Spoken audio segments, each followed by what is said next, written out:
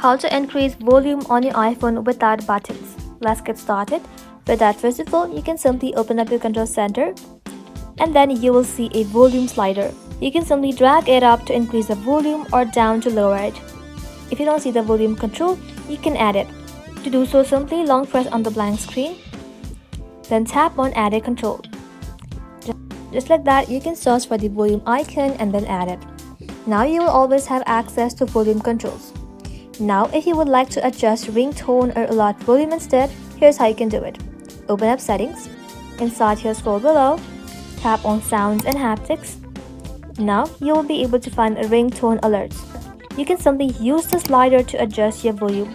This control is called Notification and System Alerts. That's it. 2 simple ways to increase your volume on your iPhone without using the buttons. Thank you all for watching. If this video was helpful, consider subscribing to our channel and liking